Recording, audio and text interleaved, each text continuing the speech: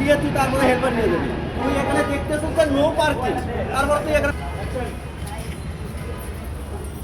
এই দাঁড়ান, টাকা দেন 100 টাকা দেন। কিসের এখানে পার্কিং করার জন্য 100 টাকা। সেখানে তো লেখা আছে পার্কিং নিষেধ, আবার টাকা সব কি লেখা আছে?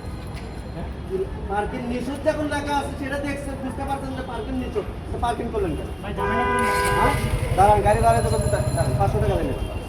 বলছি না ঝামেলা করে না, হ্যাঁ? ঝামেলা করে এখানে পার্কিং লেখা আছে যে নিষেধ, এখানে একটা দোকান, এপাশে আপনি গাড়িটা রেখে চলে গেছেন, এদিকটা যখন একটা বড় একটা গাড়ি আছে তখন এদিকটা গাড়িটা কাটাকাটি করতে পারতেছে? করতে পারতেছে ভাই আপনি গেটে কাজ, আপনি গেটে কাজ করেন, আপনি এখানে ঝামেলা করেন না, আপনি চলে যাবেন। কি স্যার হামলা করতেছি মানে?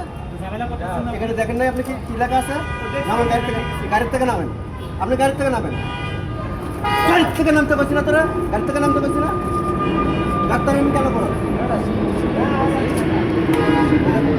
এবার 500 টাকা দিবি, 500 টাকা দিয়ে তুই তারপরে হেল্পার নিয়ে যাবি। তুই এখানে দেখতেছিস যে নো পার্কিং, তারপর তুই এখানে পার্কিং কেন করবি? হ্যাঁ? তোর এই গাদ্দারির কারণে তুমি 100 টাকা চাইছিলাম, এখন তোর 500 টাকা দিয়ে আমার থেকে হ্যাঁ এবার আমার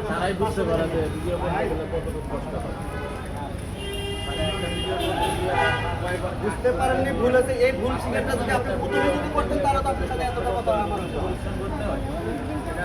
প্রথমে আগে আপনারা কি করবেন? গাদ্দারি করবেন, পরে যা একটা হাতাহাতি হবে, মান সম্মান যাবে, তারপরে আপনারা ভোট করবেন। তার আগে কিন্তু আপনারা ভোট করবেন। যান এখান থেকে গাড়ি নিয়ে যান, আর কোনো সময় এখানে পার্কিং করবেন না। আপনারা অনেক শিক্ষিত মানুষ।